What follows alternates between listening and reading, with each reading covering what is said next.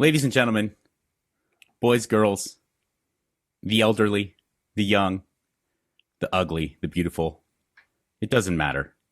It's time for the greatest health and fitness podcast on the planet, as described by me.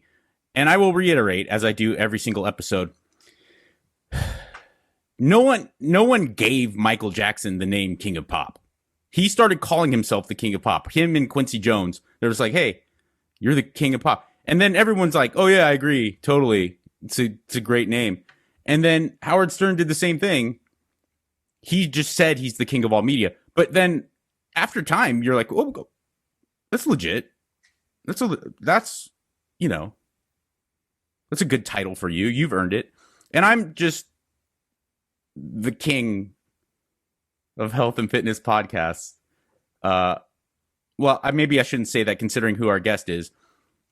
A man who I genuinely admire in the arena of health and fitness for myriad reasons. One is his very charismatic and personable demeanor is incredibly infectious. And also he's a legitimate kind of wizard when it comes to both fitness, nutrition, and also adding in the idea of high-level sports performance, strength, and conditioning, which is not necessarily a very easy thing to understand. He's very well regarded in that world, as well as the world of YouTubing, podcasting, and just giving darn good health and fitness advice. He looks better than most of you, regardless of how old you are, and he is a man in his 50s. I'm talking about Funk Roberts. Welcome to the podcast, sir. Thank you. And Mike, thank you so much for having me on. And I am the bona fide over 40 alpha king. Okay, just because I like the way you brought that on. So I'm going to call myself the over 40 alpha king. And no, I'm really excited to be on here. And thank you so much for that intro. Thanks, brother. I meant every word. And I'm excited to have you because, as you pointed out, look, you're the over 40 alpha king. And that is legitimate because am I correct? You're 52? I'm 52, yes. You do look better than most men in their 20s. And as a guy who's 42, granted, I'm at a different point than you are. A decade does make a difference when you're getting into the 40s, 50s, 60s, and not whatnot. But it's harder. It's harder for a lot of reasons. And I think most people assume it's harder because of hormonal reasons, metabolic slowdown, things like that. And that is true. But I found it's harder because your life becomes more full. It was very easy for me to devote a crap ton of time and effort into weighing my food and working out as hard as I wanted to, as whenever I wanted to, when I was a single guy in my 20s. Now that I have a life with a child and a wife and business concerns and long-term ideas of mortgages and whatnot, that to me is a much more difficult speed bump than just the metabolic slowdown. 100%. I mean, so the reason why I call myself the over 40 alpha king is because I help men over the age of 40, 50, 60, 70 get into the best shape of their lives. Like we have over 10,000 members in the over 40 alpha brotherhood. And that is my number one goal, is helping these guys change their lives. So yes, on one sense, it's absolutely the change, the physical changes, the hormonal changes in the body. Our testosterone levels naturally decrease 1% to 2% every single year after the age of 30. Plus, we suffer from sarcopenia, which is a natural loss of muscle due to aging. And of course, because of the lifestyle, like you just said, people have families, people have careers. Some people, when we reach 40, 50, those ages, or late 30s, we're deep into our career, we're deep into our family, and a lot of our health, takes second, right? And so metabolism slows down. You're not going to the gym as much. The kids, you got to drive them here and there and everywhere. You're trying to, reach management, or you're building your own business. So all of those things will add up to, once you hit that time, that 40, that 50, that what I say, the low point, right? Where you're like, man, I just went to the doctor. Doctor told me I had low testosterone. I just went to the doctor. He put me on this cholesterol pills, blood pressure pills, all of these things. And then you're going online and you're looking for workouts. But the workouts that are online are all workouts for young 20, 30-year-olds. The nutrition online is all like paleo, keto, all of these diets that do not help men over 40, 50, 60. The workouts you're doing are too demanding, right? Physically and the volume throughout the week. So we need something that's specifically designed for us, for men in their 40s, 50s, 60s, who not only can naturally increase testosterone, not only can naturally help them build muscle, but enable them to do this while they're living their life. 30-minute workouts you can do in the comfort of your own home. Nutrition, that's so simple. Like, just make sure you have starchy carb, healthy fat, protein, vegetable, or fruits on every plate that you eat 3 times a day, but knowing why you're eating those, right? Why am I eating fats? Well, because fats help with cholesterol. Cholesterol is a precursor to testosterone production. So you need it. If you don't have it, you're not going to get testosterone. Why do I need testosterone? Well, if you want to lose weight, if you want to, have the morning wood, if you want to, have that libido, if you want to have energy, less depression, more vigor, build muscle, burn fat, get rid of the man boobs, get rid of the belly fat. It's all testosterone. So once you can get them, keep saying that, but once you can get men to understand, okay, if it's a testosterone thing, now let's do the things that are going to help. Let's make sure we get 7 to 9 hours sleep, although we know it's very difficult with family. Let's focus only working out 4 times a week and making sure those other 2 days you're doing mobility, you're doing yoga, because again, as you get older, we can't recover the way we used to. Right. We can't recover. I mean, when I was a professional athlete in my 20s and I drank and went nuts and what have you, and the night before my tournament, get to the next day of my tournament, go back out, get hammered, come back, win the tournament. Well, I used to play professional beach volleyball, way back in the day. I could do that. No problem. But when I reached 30s and my late 30s, it's not even possible. You go out drinking one day and literally 4 days later, you're still trying to recover from the hangover. Right. And it's real. So we have to change things. Like, our margin of error is like here now. Like, before, we can't eat the things we used to and we can't do the things we used to, but it's not like restrictive. We're still going to eat like men. We're still going to eat like, good, healthy foods. We're still going to work out hard and we're going to now take care of our body with recovery and things so that we don't get injured. So we can continue this, continue being patriarchs and the men that we need to be, because that's something else that's fallen by the wayside now. Absolutely. And so, that's one of the things that I preach, but not just preach. I just guide these guys and the results are insane. Like, watching these guys completely change their lives, watching them come into the program, like literally at rock bottom, like I've hit rock bottom because I'm in recovery. So I know the rock bottom in recovery. They're hitting rock bottom physically. And I also hit that rock bottom where, which led me to a lot of my addiction, actually. But it was a hormonal thing that I didn't know.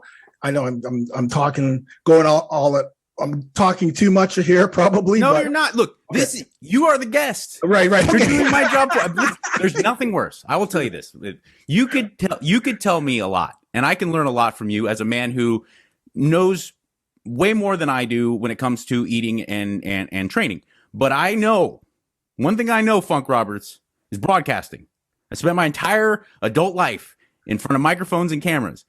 And the number one thing you don't want from a guest is to sit there like a stump on a log, or like a bump on a log, because that makes your job impossible. I can't tell you how frustrating it was to be on Loveline and you would have certain rock musicians, for sure, and rappers all the time. They would come in baked out of their goddamn mind, and then they wouldn't say a thing. And then I go on Twitter, and they're like, "Oh God, if Catherine would just shut up, maybe they could guess what." I was like, "Okay, I have no choice, okay?" Because these insane 50-year-old potheads just came in here and decided that they were doing me a favor by just showing up, and they're not saying a goddamn word. So listen to me, Funk Roberts. You do not apologize one bit. You talk all you want, because it's the best thing that's ever happened to me, certainly when it comes to this show. I love you, buddy. Thank you. Thank you. And I agree 100%. So I suffered from all of these ailments that these guys did, which is what drove me to building, to kind of shifting gears. Because you did mention, I used to train fighters. I used to train MMA fighters, Muay Thai, boxers, strength and conditioning. Funk MMA was my brand. But again, I realized, hey man, I'm getting older here, and I'm not going to be able to do burpees and all of that stuff. And I need to take care of my family, and training fighters, whether it's online or brick and mortar, is not going to pay a lot of the bills. So I need to do something that's going to help, just change gears. But so I kind of pulled back on what I struggled with when I was 40, which was low testosterone. But I didn't know it was low testosterone at the time. It was, I'm in the gym 6-7 days a week, right? And I was posting workouts on YouTube, but I was big and puffy. I was like 218 pounds. Male PMS. That's what Elliot Hulse used to call it, male PMS, puffy muscle syndrome. Big and puffy, and I had a big belly, really big belly. I could never get rid of that belly. So I would always wear tank tops, and I would always post, bodybuilding style workouts. And one of the guys I was working out with, he said something to me. He looked at me. He's like, "Hey, man, you know what? Doesn't it piss you off?" And I'm like, "Why? What doesn't what piss me off?" "Well, the fact that you come in here, you're the hardest working guy in this gym right now. You come here 6 days a week, 7 days a week, you work out, hour and a half, and you still look the same." And of course, when he said that, I got defensive. "What are you talking about?" But then when I went home and I looked at myself, it was like, oh man, like he's totally right. Like I've been doing this for 2 years and I still look exactly the same, just a little puffier.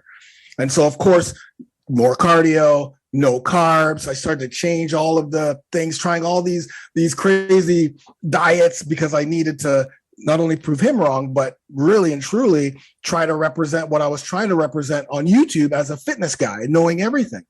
And then of course that didn't work. So then I started to get depressed, and then I start to go out. And then right at that time, the girl that I was dating left me specifically because I wouldn't please her. But I had no libido. So she's like, "Listen, we're not having sex," and I'm leaving it, like 100%. Like that was the only reason. And that was a big blow to me, obviously to my ego, but to me internally. So of course I put the mask on, I go out, I'm going to strip joints, I'm doing drugs, I'm like just living in that lifestyle, and still, when you're using drugs and you're trying to, have sex with strippers or whoever it is, it's just, it's a disaster. It's a disaster. So here I am trying to mask who I am, mask my manhood by going out and doing that stuff. Meanwhile, I'm suffering inside. I'm starting to get depressed, even suicidal thoughts. It was brutal in regards to like not knowing what was going on with my body, not knowing what was going on with me. Meanwhile, I'm still masking myself on YouTube or what have you. So it wasn't until I went to the doctor, he said to me, "Hey man, your testosterone levels are like 180. But I'm like, "What are you talking about? I'm huge. I'm huge, man. I'm 215 pounds. How can my testosterone levels be that low?" It's like, "Dude, your T levels are low, and let's do something about that. Let's put you on some TRT." And it's like, absolutely not. So that really started my journey of trying to figure out what's going on with my body and how can I change it. But at that time, and even up till now, there's no information for men over 40. Like there was nothing 10 years ago, 12 years ago. And there's still very little, very little compared to everything else that's out there. But I dug, I talked to hormonal specialists. I changed up my workouts, doing kettlebell workouts, metabolic workouts, and changed my nutrition just to getting rid of all that other stuff, stopped partying and really focused on changing and transforming my body. And, 6 months later, I was down to 185. I felt the best I've ever felt, even while I was a professional athlete. And, that just led me to new life, right? Like now I'm doing metabolic training. I'm doing kettlebell training. I'm posting, stuff on YouTube that people are starting to love. And then I go to Thailand and start. I think you've been to Tiger Muay Thai as well, but I've gone to Thailand and I started training Muay Thai in Thailand. It was one of the things I used to do when I was younger, but because I was a professional volleyball player, I had no time. So I'm like, okay, let me go. You also, as a professional volleyball player, the last thing you need is a leg kick. Yeah, no, exactly. That's disaster right there. God. Heavy leg kicks, man, from Thai fighters. So I head down to Tiger Muay Thai, and at that time, which was in Thailand, was just a place where a lot of other fighters would come to. Other MMA fighters would go there to train their stand-up, right? So you're getting trained by the best. And at that time, it was great for me in just training, but also realizing that, hey man, these guys are still doing bodybuilding workouts. Like these guys need a little bit of coaching on the type of workouts that they should be doing for a fighter that's going to get all of the attributes, the physical attributes you need, condition, cardio, strength, endurance, mobility, explosiveness, agility, all of the things that core strength, all the things that doing bicep curls and tricep extensions are not going to cut it, specifically when you don't have a lot of time, right? You're already training all of this stuff. You don't have time to go 3 times a day. Yeah, exactly. So for me, that was the spark for me to build funkmma.com. But for me, I wanted to kind of be like, okay, I'm going to put strength and conditioning workouts up that anyone can use, whether you're, Pavel in Poland in the basement, or whether you're in Brazil, like you don't have the UFC countdown gym, right? But you know that you need to get into shape. I want to be the underground guy, basically. It's like, so I posted, and I started training fighters. When I go to Tiger, I would, Alex Volkanovski, all of those guys, who used to train at Tiger. I would go and do seminars and training sessions with everybody, strength and conditioning. It was great. It was a great combination for me.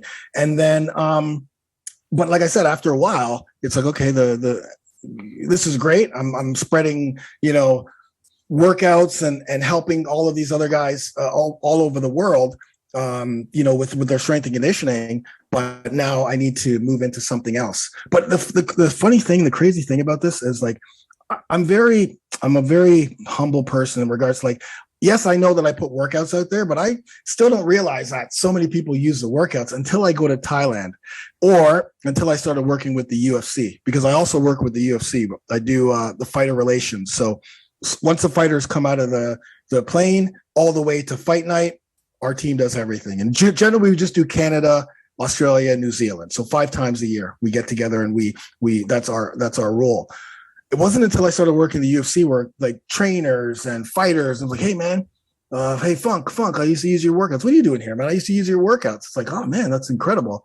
And then Dustin Poirier, after he beat Conor McGregor, after he had his interview with Brett Okamoto, right after that fight, tons of people are around. I'm standing there because I'm, of course, in the back waiting to pull things down. He starts walking. He looks at me. He's like, Funk, man, thank you so much for this week, man. Thank you for taking care of me. And also, I want to thank you because I used to use your workouts when I first started. I used to take those workouts to the gym. All of us guys use it. And he goes to his wife. He's like, hey, honey, you remember that guy, Funk Roberts? You remember I used to download his workouts? There he is. And it was just like, okay, that's like, I was speechless. I'm never speechless, obviously. He left me speechless. It was insane. It was just like, okay, man. Like, I know that there are a lot of fighters and their trainers use the workouts, but when Dustin kind of like took the time, didn't have to do that because I was with him throughout the week. He never said anything about that until that time, right after he beat Conor McGregor, and he's walking through. And, him to point that out. And then even, his wife is like, oh my God, it was huge. It's weird how that happens. And you don't want to admit it, but there are people whose achievements make it so it's almost alarming to find out that they have A, interest in you, or B, are like invested in what you're doing. I mean, when you're talking about training fighters, when the lightweight champion of the world tells you that they use your work, it's like, it must have been just unbelievable. I mean, it's also an eye opener to the fact that, you're hitting a lot of different demographics. Yeah, it was. And again, it was when he first started, because Phil Daru, who trains him now, is amazing. But yeah, even Phil Daru, shout out to him. He's also in the world of certainly combat sports, strength and conditioning. Phil Daru, Nick Curson in Southern California. Phil's a good dude. I like him a lot. Phil is awesome. I love Phil Daru. I love him, and but yeah, just that, like you said, it's just kind of like, wow, that's because that's exactly what I wanted it to be. I wanted the Dustin Poiriers who were just starting out to take those workouts to the gym and use those workouts for his conditioning. Like that was the whole point of Funk MMA, was so the regular fighter, no matter if it's Muay Thai, boxing, because I got jiu-jitsu world champions who've come back and said, yeah, I used your workouts to help me with my conditioning. I've had boxers, I've had kickboxers, that of Simon Marcus, he used to use a lot of my workouts, and Beast, I know. Well, he's from Toronto, so like, we have the brothership here, but still, it's like, man, this is it's truly incredible, because I didn't want it to be, oh, I'm doing this so that all of these UFC and crazy fighters can do it. I wanted it to be like the everyday fighter who needs this to be able to use them. It's incredible. I love it. I found that to be a bit of a challenge, since I've started training people, like, as opposed to just investing the time into being into health and fitness, because I always kind of authentically was. Going into opening myself up via Patreon, Twitter, Instagram, YouTube, and saying, please, I would genuinely enjoy helping you. I do think that there is a genuine problem where the average Joe or the average gal sees Dustin Poirier's training on, the UFC Countdown or online or whatever, or they see LeBron or a professional bodybuilder or a fitness influencer, whatever it may be. And then they say, well, this is what I have to do in order to get in shape. And for the regular person, even a relatively fit, just regular dude, to engage in a professional athlete's training regimen is not only not effective, it could be downright detrimental. 100%. It's one of the things that I have to, so when guys come into my program, so we're going to flip to the over 40, 95% of them are in the worst shape they've been. Okay. They're in horrible shape. Right. But there is the 5% who come in who are in okay shape. If I'm in pretty good shape, I just need a program. I just need something. Maybe it's their nutrition. When I tell them that you're only working out 4 days a week, no more than 4 days a week. Okay, we're not overloading, that we're not overtraining, and those other 2 days, so Monday, Wednesday, Friday, Saturday are the workouts, and then Tuesday, Thursday, you're doing some type of recovery. I've got mobility and yoga in there. They can't believe it. They're just like, no, there's no way. Trust the process. There's thousands of guys here who are 2 years into the program, and they're still like working out. They're still going through phase by phase without injury. Trust, you don't need 5 days a week. And it actually came to a head when I had a internal challenge last year, or earlier this year, sorry, where they were working out 5 times a week. And I warned them, I go, listen, I generally don't do this, but because it's a challenge and we want to kind of break through a little bit of a plateau, we're going to push you. I'm going to push you physically, mentally, want to make sure that the discipline is there, So these guys are loving to do this challenge. After the challenge was over, a few of them got their testosterone levels checked, because in my program, they get their T levels checked, and then we check it every 90 days. Because I want to show them that my program actually helps you naturally increase testosterone. But me just saying it doesn't mean anything to them. They gotta actually see it. Well, they get their testosterone levels back, and they're lower than they were before. And I'm like, exactly. That is why we don't train 5 days a week. You're putting too much cortisol into the body. It's like you're not giving your body a chance to first of all, just a chance to recover, but it's just overtraining for the 5 days. So per week. Now I said, don't panic. Your T levels will go back up as everything goes back together, back to normal. But that should be an indication why we don't train 5 times a week. That should be your number. That right there, not just the testosterone, but it's not sustainable when you're in your 40s, 50s, 60s, and 70s. It's not sustainable. And let's face it, when I'm in my 60s and 70s, it's less about the six pack and more about, I want to get out of bed without back pain, without knee pain. I want to be able to go hiking with my grandkids, with my wife, with my kids. I want to be able to travel the world and not just sit on a beach and sit there all day drinking, Mai Tais or whatever. I want to go and explore, right? So as you get older, your goals are a little bit different. in your 40s and 50s, yeah, you still want the six pack. Well, actually, a lot of these guys, when they come in, they don't believe they're ever going to get a six pack. They're just like, yeah, funk, you're an anomaly, all right? I'm not going to get a six pack. 90 days later, right? Because I tell them, oh no, you will get the six pack. Look at all these other guys. No, I just want to lose weight. I just want to lose weight. 90 days later, yeah. Oh yeah, funk, I'm starting to see the thing. And what do I have to do to get the six pack? 6 months later, it's all about the six pack. It's all about the six pack. And then 7, 8, 9 months later, it's more about, okay, now I got to build some muscle on top of this, right? Like it's amazing. But I see that process time and time again, where it changes for them. They don't believe it's possible. There's no way I'm going to. Well, that's a huge aspect of it, and I would be lying if I said I wasn't guilty of it myself. But look, I'm a guy in recovery as well, and I think that this applies to the world outside of it. But so much of what we don't accomplish is flat out that we just don't believe we can do it.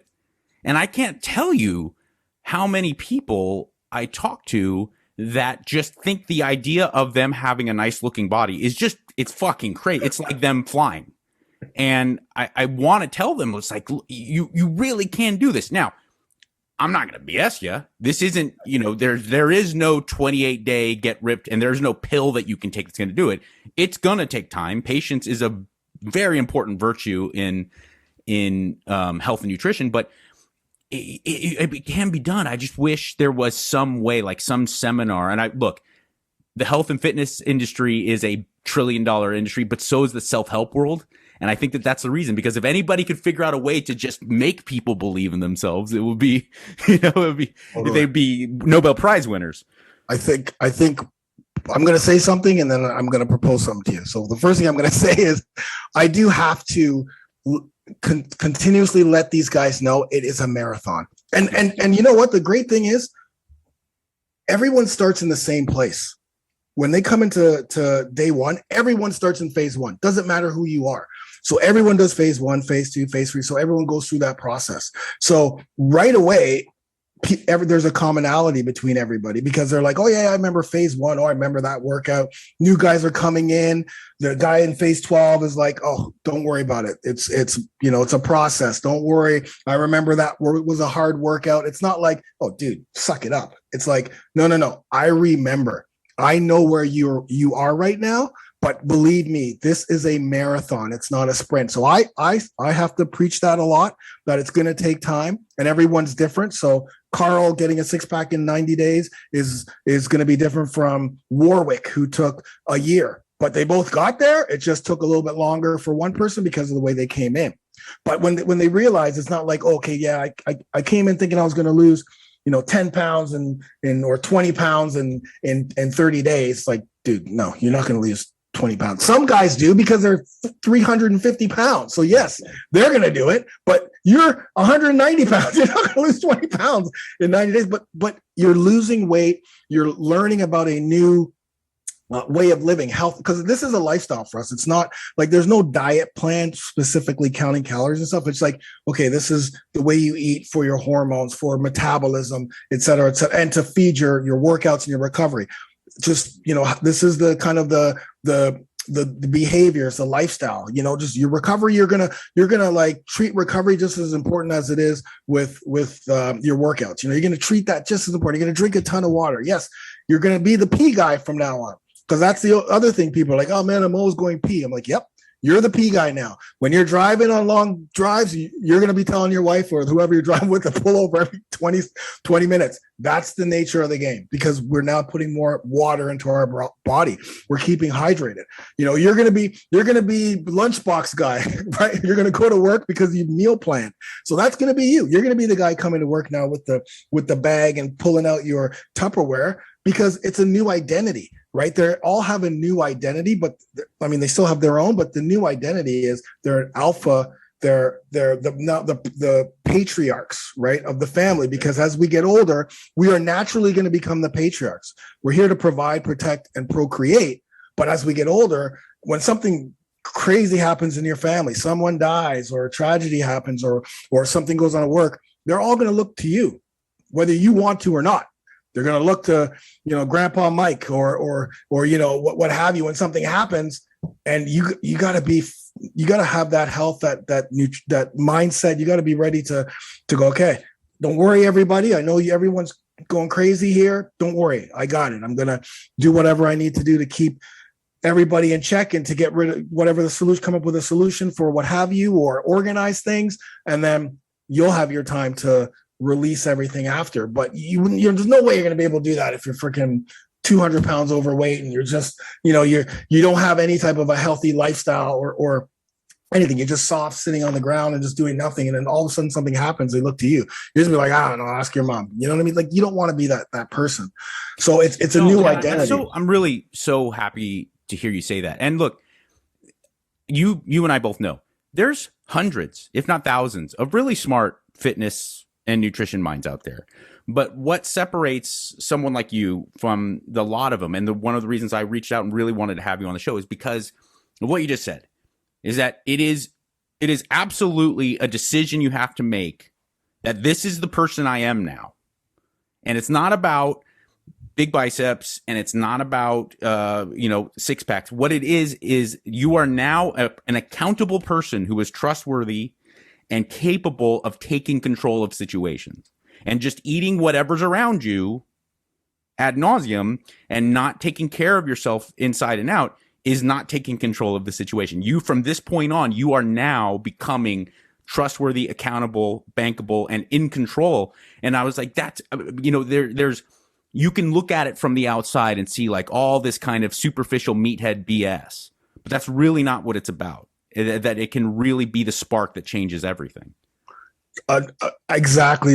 So I have coaching calls every 10 a.m. Eastern time Sundays. We have a coaching call every single Sunday. The guys come on and I'll coach them on something, and then we do Q&As. And that is exactly the message I say over and over again. It's like, this program and what you're doing in your lifestyle is preparing you for all the crazy stuff that's going to happen. Because we're in our 50s, 60s, 40s, 50s, 60s. More people around us are going to pass away. More of our friends we're going to lose. Like, tons of things are going to happen that don't happen when we're in our 20s, in our 30s. So we need to be healthy and ready for all of that stuff. So I tell them that so if something goes wrong in your life, you're at work and maybe you're put on a project where you have to work more, or now there's a lot of guys now that go back to school, like they go back to get their master's or their PhD. Yeah. It's incredible. And I tell them that is not an excuse to stop this program. In fact, the program is designed so that you can continue on the program while you do these things. And a guy in my brotherhood said, I'm going back to school, I'm going to get my master's. And, I almost tapped out of this program. I almost said, you know what, I'm just going to put this aside because schools, I got a lot of reading and all this stuff. And then he said, wait a minute. No. The whole program is about, I need those workouts to help give me that energy. I need to eat healthy so that I can study and focus. I need to do all this stuff in order for me to get through, because, I'm an older man going back to school. I need all the help I can get. I need to release some of that cortisol in school by doing the workouts that I love. And maybe I won't do 30, 45 minutes. Maybe it's only 15 minutes, but it's the behavior. And once he said that, and he's just like, so I got back on, I started working out again, I started doing everything, and it's helping me. And what is that going to look like to my daughters when they see their father, who they see all the time working out, and all of a sudden they're not working out anymore, right? Daughter comes up, like, hey, what's going on, man? Like, you're not working out anymore. What's happening? Oh, I stopped doing that. You quit. Like, that's what, I mean? It's the signs that you're going to send not only to yourself, but to the people around you, the community around you. That is infectious when you can continue to go through all of these, hardships or challenges, right? They're not all negative. It's, going back to school is an incredible thing, specifically if you're 45 like he is, and he's going for his master's, and he, has kids and, everything else. And he lives in a country that's, I think, is still locked down at the moment. It's incredible. It's incredible. And seeing that is incredible. And that's what drives me for this. Like, seeing these guys do things that they never thought they would ever do, and seeing the results they're getting, and knowing that, okay, this is possible. Now let me do more. I want to do more now. I want to do what I was put on this earth to do, or passionate about, or what have you. It's incredible. It becomes exciting. It actually becomes, nothing's more motivating than results. And that's not just physical. I mean, when you can see like noticeable kind of progress in any facet of life, I think that's really what can kind of keep you, I don't want to say addicted, but because it could maybe have a negative, but that's what keeps you consistent. It keeps you interested in things like that. Yes. I'm you brought up the idea of like being the alpha and being the accountable patriarch. I wonder, I have a personal question. I'm sure that a lot of guys out there can relate. I'm sure females as well, but I've had this problem where I can pat myself on the back and say that I have accomplished certain things and I've dealt with certain adversity, that I can say, I'm proud of myself and that I have been a positive representation of manliness, but I am just a junkie. I have a lot of years of sobriety, close to 20 years of being clean. But I am just a loser junkie when I was a kid. And I also, I'm happy with my life, but I'm not wildly successful. I can't just go buy my family things willy-nilly. And I'm certainly not a legitimate or bona fide intellectual. So there are people in my life. I will give you a perfect example. My daughter goes to school with family of Tim Kennedy, former UFC and Strikeforce star, but also a decorated Green Beret who has seen lots of warfare. And I can go and do my workouts and deep squats for 20 reps, and people are like, wow, it's impressive. And I walk over to school to pick up school, and Tim might be there, and I'm like, man, I am such a pussy. Like that, that's a real man who's seen war, who has gone to war and then came back to fight Kung Lee and then went back to war. And, and it makes me feel very inadequate. And my radio partner for many years, Dr. Drew, sometimes I go and I sit and I talk to him like, fuck, I am dumb. I'm a dumb person, because he is an accomplished academic and intellectual who went to medical school. And I wonder, what are your tools, or what is your experience even with dealing with, you being a very competent and very high level athlete, but then you go and you train with, a Lumpini Stadium Muay Thai fighter, and you're like, fuck, I'm a piece of shit. That feeling of inadequacy, that masculine dent that we often take. That is an amazing question. For me, I realize that there are so many, there's so many manly men, smarter people out there than I am. And that's amazing, because I want to learn from those people. I'm okay. I stay in my lane, right? So listen, my wife jokes about it all the time. And when she goes to work with all the, she's a sergeant and she's, got her platoon, and she jokes to them that like, I can't fix the toilet. I can't put up a picture. Like I'm not a hands-on guy. Like that's not me. And that, like, yeah, I know that's not me. I do push-ups, man. I do push-ups for a living. You're the handyman. I'll call you. I'll call you when I need you. Like, yeah. I'm okay with that. I totally am, because this is my lane. I stay in that lane, and I love getting help from other people. Yes, you go to Thailand and you watch these guys murdering you time and time again, but you get back up, and and people love to help people, right? They love to help people, and it's not, and that feeling inadequate for me, it's just like I guess it's because I've been in high level. I guess I don't know what, but for me, I've been in so many high level sports and things that I know, oh yeah, like, this guy's a beast. Like, this guy's insane. Like there's levels here. Okay. There's levels to the game. Like in different spots, there's different levels, and I'm going to be here and here. Like, yes, when you see Tim Kennedy, when I've had Tim on some of my cards, and, you watch Tim Kennedy, but okay. So I see a lot of these fighters in a very vulnerable time when they're cutting weight, extremely vulnerable. Like I see them all. They're all, you look at the guys like Cowboy Cerrone, and you're thinking, oh, this guy's a man, which he is. Like, he's a beast. Yeah. But I've also seen Donald Cerrone, barely, cutting weight, like everyone. It's just the physiology behind cutting weight. And so you realize, okay, this is just a human, man. Like, they're the manhood at specific times are like here. And most of the times for most of these guys, but there are times where they're just regular, normal people, right? They have their struggles too. Right. I have my struggles. I know that, yesterday I was on one of my recovery calls and we were joking around about old times, like just kind of like going back and forth, when you go back and forth. Oh, I remember when this happened to me and this happened to me. And it's kind of like relieving that, there's other people who've been in that situation, but they're not the same as they were back then. And I'm not the same as I was back then. And you're not either. Right. You're not. We've learned a lot and we're continuing to level up. As long as we continue to level up, whether we need help from other people, which I pull from many times. I'm out of the time where I'm going to try to do things on my own. There's things that I know and things I don't know. And I don't have time to completely fool around and try to do things I don't know.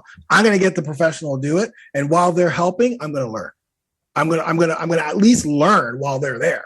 Right. Or, so I respect the levels of alphaness in certain situations, but I don't, and I do have a problem, kind of putting myself in some of those levels. Like my wife always has to tell me, you're Funk Roberts, buddy. Like, hello, you don't just call people on the phone and answer their questions. You're Funk Roberts. Meanwhile, I like when my members call me. I like sending them video messages. They're just like, holy shit, I didn't realize you were gonna, you know what I mean? Like, yeah, because I'm a human being, man. I'm just a human guy who wants to help you get results. You can put me in wherever you want. I'm still, I'm still Funk Roberts. I'm still Mark Roberts, which is my born name, and that's it. Like that's it. And I kind of stay in that lane on things that I love, but the other thing I do is I do sometimes, I guess this is my addictive self. I go head first in things. Like, I'm like, all right. Oh yeah. Like for instance, there's a testosterone day coming up. Testosterone Awareness Day coming up November 17th. I'm not on here to promote it. I'm just giving an example. Please do. So at the beginning of the year, I'm like, you know what? I'm looking at the National Day calendar because every day is some type of a day on the National Day calendars. Whatever. Today's like, Sour Milk Day, whatever it is. And I'm looking. You have that up in Canada too, huh? There's the in America, it's getting out of control. There's like Associate Assistant Day and totally. And your second dog day. It's a bullshit. Yeah. So there's all these days. There's the fun days and then there's the legit days, right? So I'm going through all the days looking for testosterone day, looking for hormone day, whatever. I'm like, there's nothing? Are you kidding me? So beginning of the year, I'm like, nope, I'm doing this. I'm going to declare national or world or whatever it is, Testosterone Awareness Day. And every month I would send these guys emails every single month. Finally, they got back to me. And they're like, yeah, okay, let's do this. And it's like, oh, okay, oh shit, okay. I forgot I was, sometimes you're just so focused on the one thing, and then all of a sudden it happens, and you're like, oh, okay, oh, I got to do stuff for this. Oh, right, oh, that's right. But it's amazing that's just the way I am. Like, okay, here, what's the next challenge? What's the next thing? What's the next thing you want to do? That I personally think is I'm passionate about. I'm going to help. And yes, I'm going to be outside my comfort zone. And yes, I'm going to need help while I do it. And when I started my supplement company, I had no clue about supplements. Now I know tons about supplements and creating supplements and all that stuff. But I just go head first. I just go head first in a lot of things. And that's my addictive nature. But speaking of addictive nature, I want to get back to the proposal, because I think, like you said, in recovery, there is a playbook per se. And in fitness and in the world, I think if there's a way to bring that together in regards to the way I got to say this strategically, the way you deal with recovery is the exact same way. So I build my membership pretty much like recovery. Okay. So everyone starts in the first phase, right? And they're accountable. What's your why? Kind of putting your before picture up. And then, if guys who are, phase 12, phase 6, 12, phase 7, whatever, they got to help the newcomer, the new person coming in, like there's a lot of similarities. When when doing something like this, when going through a program, there's a lot of similarities of the things that the rituals and the things that tie into recovery. It's because I always talk to my sponsor about that. And he's like, dude, like you should be freaking, doing like this 12-step program of fitness. Yeah. You know what I mean? It's like, yeah, I'll sit down with you and we'll hash it out. Cause this guy's like the Michael Jordan of recovery, man. This guy's got like 30 years. He knows everything about, he goes into the archives, and whenever we go for walks, he's telling me about the history of this and the history of that. I'm like, Jesus. But again, I'm learning. But yeah, he's always saying that. It's like, yeah, we can hash it out. We can do this. We can even have, the steps and all these other things. And I'm like, because he sees it. He's thinking, like, this is exactly like recovery. And it is. It truly is. Now, like recovering from where you were before. Now we're going to use this playbook to change your lifestyle and be a healthy lifestyle. Yeah, so that whenever crazy things happen, you're still healthy enough to do that, which is what recovery is. Yeah. So when I'm in predictable situations, I got to use the tools I learn in recovery to help me get out of those situations or those thoughts, right? I'm always using the playbook. Yeah. Exactly. And understanding the stuff that you absolutely can't. There's just never going to be a time when you're able to control it. So that's right. Give up. In our remaining moments, I have one more question. I also wanted to take this opportunity to please allow you to promote what I think to be one of the more valuable and excellent YouTube channels for Funk Roberts. Also, as you mentioned, an excellent line of supplements. I'm not a huge fan of supplements, but your whey protein isolate is incredibly clean and useful. Also, your all natural metabolic accelerator. And there's another, a couple handful of really, really useful, worth your money supplements that Funk Roberts is providing. So everyone, please check that out. Also, he mentioned that they just finished that 5-day challenge, but I do believe there's a November challenge also starting up again, right? I think so. Yes. I just said, I think so. We have an internal challenge right now going on. It's 28-day internal challenge. That's internal. November, we're focusing on testosterone day and a new testosterone supplement and some mobility stuff going on, but over40alpha.com. If you're a man in your late 30s, 40s, 50s, 60s, who are like, okay, I just need somebody to help guide me, what have you, either hook up with Mike or come to over40alpha.com. Yeah. And listen, do both. Yeah, exactly. It's a very, very broad world to I have guys who different experiences from different people. I have guys who do that dovetails into my final question for you, Funk Roberts. Yes. I can't, I've been pulling my hair out trying to figure this out. Canadians are genuinely nicer. They're just genuinely nicer people. By and large, I'm sure, of course, there's some exceptions. I'm sure there's some great white North assholes, but Canadians are nicer people. I looked at it and I was like, you know what? People in the Midwest in America are the nicest, I think, of Americans. Okay.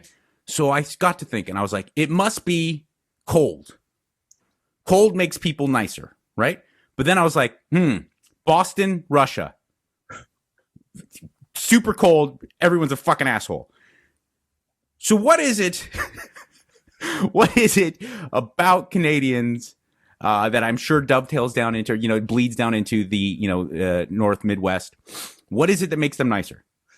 Oh man, I also can't understand that, because me being Canadian, born in Toronto, people say sorry all the time. Like it's just everyone like, sorry, man. Sorry. I do it all the time. I always say sorry. Sorry, man. Sorry, man. Sorry, man. Thank you. Thank you. Hey, how are you? Like that's just regular. That's just Canadians. Yeah. And then I go away and I can always point out the Americans.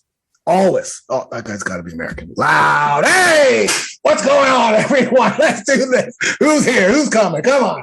Like you can tell. But I don't know, man. We're just polite. We don't want trouble.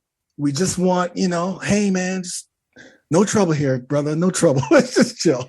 Honestly, I wonder if it's cultural, because for the same reason that I think Canadians are generally nicer, I also think that Americans are a little bit more, I'm not going to say meaner, but they are certainly more boisterous, typically.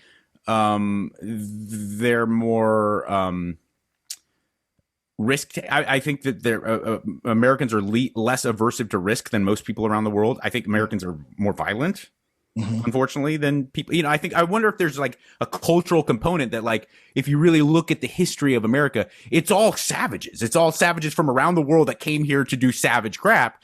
And maybe, I don't know if there's some weird kind of genealogical historical reason, but now listen. I commend you and keep doing what you're doing, Canadians, but I can't figure it out. Listen, it's not across the board. East Coasters are way nicer than people from Quebec who, you know, they want to separate. So, you know, they want to separate, you know, and then the people out west are a little bit more chill. Right. And then Torontonians are just like, they're here, let's go. You know, like they're always go. So, you know, there is a, you know, across the board. You go to the East Coast, man, and the nice people. But I love Colorado and Utah. People there were absolutely amazing, incredible. We went there this year, and it was absolutely amazing. Everyone was incredible. And Ireland is the other place that's probably has the nicest people in the world. They're incredibly personable all through Ireland. It's a hard culture to leave because you just. Even for someone like me who doesn't drink, you go into those pubs and just everyone's strangers hugging you and singing songs. You're like, man, I could get used to this. Totally. 5 o'clock in the afternoon too. Like, it's incredible. Yeah. Dude, I won't take up any more of your time. I genuinely appreciate it. It was an excellent conversation, and it means a lot to me that you came on the show. So thank you so much. Thank you so much for having me, man. I appreciate it. I love you, by the way. I absolutely love you. 100%. True love, my brother. I love you back, my Nubian prince. Yes. Love it.